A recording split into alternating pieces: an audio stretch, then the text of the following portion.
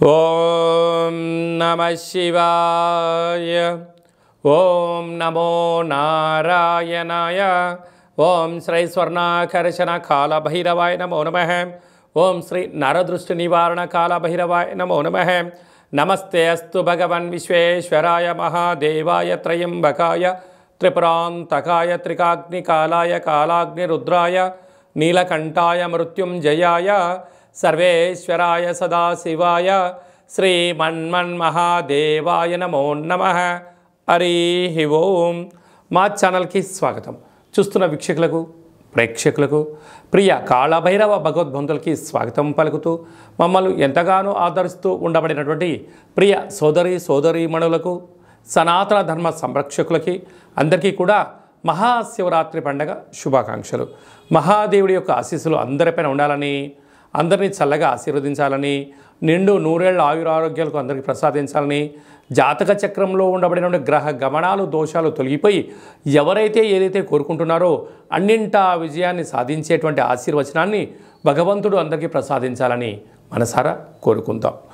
1-3-2024 నుండి 15-3-2024 వరకు పుట్టినటువంటి వారందరికీ కూడా ముందస్తుగా జన్మదిన శుభాకాంక్షలు.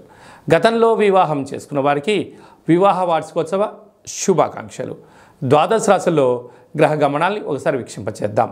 మేషరాశిలో గురు సంచార స్థితి, కన్యరాశిలో కేతు సంచార స్థితి, మకర రాశిలో కుజుడు మరియు శుక్ర సంచార స్థితి, కుంభరాశిలో రవి బుధాదిత్య రాజయోగము మరియు శనేశ్వర స్వామివారి యొక్క సంచార స్థితి.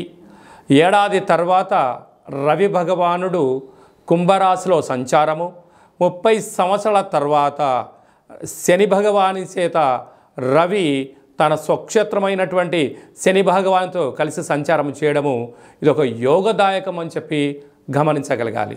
అలాగనే మీనరాశిలో రాహు సంచార స్థితితో ద్వాదశ రాశుల్లో గ్రహ గమనాలు ఈ విధంగా ఉన్నాయి.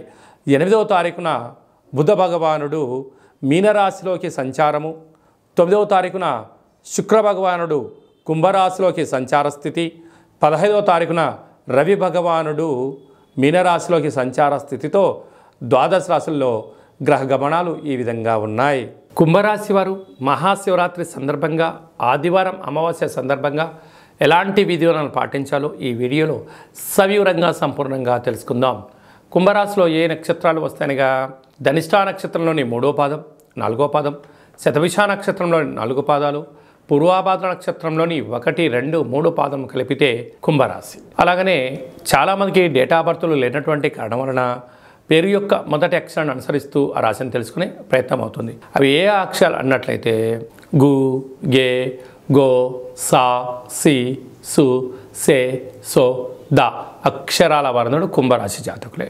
కుంభరాశి యొక్క అధిపతి శనేశ్వర స్వామివారు. వీరికి ఒకవైపు ఏళ్ల నాటి శని మధ్యమ సంచార స్థితి జరుగుతున్న విషయం తెలిసినటువంటిదే. రాశిలోనే 30 సంవత్సరాల తర్వాత రవి శని కలయిక మరియు బుధ సంచార స్థితి, బుధాదిత్య రాజయోగము, త్రిగ్రహ కూటమి, ధనస్థానంలో రాహు, తృతీయంలో గురువు, అష్టమంలో కేతు సంచార స్థితి, వ్యయంలో కుజుడు శుక్ర సంచార స్థితి ఉండడం వల్ల కుజదోష ప్రభావ కారణం వలన శని యొక్క ప్రభావం ఉన్నప్పుడు వృత్తులలో, ఉద్యోగాల్లో, వ్యాపారాల్లో, సేవారంగ కార్యక్రమాల్లో మీరు ఎంత సమయాన్ని వెచ్చించి హార్డ్ వర్క్ చేస్తూ ఉండినను పై అధికారులు, సహ ఉద్యోగస్తులు, మీ తోటి వారందరూ కూడా తెలియకుండా ఎక్కడో మీ పైన తెలియనటువంటి శత్రు ప్రభావం, ఎంత అణగదొక్కుదామని మిమ్మల్ని ట్రై చేస్తున్నా కష్టపడి పనిచేసి విజయానికి మీరు దగ్గర అవుతూ ఉంటారు. కనుక ఏదైనా కొన్ని విషయాలను మరొకరితో చర్చించకపోవడం ఇది చాలా మంచి కాలం అని చెప్పి గమనించాలి. లేకపోతే మీకన్నా మీ అంతర్గత విషయాలు మార్కెట్లో అందరికీ తెలిసిపోవడం, మీ విజయరహస్యాన్ని తెలుసుకోవడం, శత్రువులు అధికంగా ఉండేటువంటి పరిస్థితి చాలా అధికంగా ఉంటుందని చెప్పి గమనించాలి. అదే కాకుండా సాఫ్ట్వేర్, హార్డ్వేర్ ఉద్యోగస్తులకు ధనపరమైన చిక్కులు స్వల్పంగా ఉన్నాయి. మీ జన్మ నక్షత్రం రోజున అష్టమి, పూర్ణిమ, అమావాస్య తిథుల యందున దూరావాయు జల ప్రయాణాలు పెట్టుకోవడం ఉత్తమోత్తంగా భావించాలి. కనుక కుజదోష ప్రభావము, ఎల్లనాటి శని యొక్క ప్రభావం ఉండడం వలన ఈ యొక్క మహాదేవుడికి నవధాన్యాలతో అభిషేకం చేయడం, బిల్వ దళాలతో అర్చన చేసుకోవడం, పంచామృతాలతో లింగోద్భవ కాల సమయంలో అభిషేకం చేసుకోవడం వలన దుష్టగ్రహాల తీవ్రత తగ్గి సత్ప్రవర్తన కలిగి అదృష్టం మీ సొంతం అవుతుంది. కానీ ఆదివారం అమావాస్య సందర్భంగా తెల్ల జిల్లేడు వృక్షం దగ్గర తెల్లటి పుష్పాలతో అర్చన, ఇంట్లో కూష్మాండ దీపము, కాళభైరవ హోమంలో పాల్గొనడం వలన, కాళభైరవ స్వామి సేవలో ఉండడం వలన మీ మాట వేదం, మీ మాట శాశ్వతంగా ఉండు అనంతమైన సంపద మీ సొంతం అవుతుంది. సాఫ్ట్వేర్, హార్డ్వేర్ ఉద్యోగస్తులు, గృహ భవన నిర్మాణ కార్యక్రమం చేసేవారు, వ్యవసాయ సోదరీమణులు, స్వయం వృత్తుల వారికి ఇది చాలా మంచి కాలము అని చెప్పి గమనించాలి.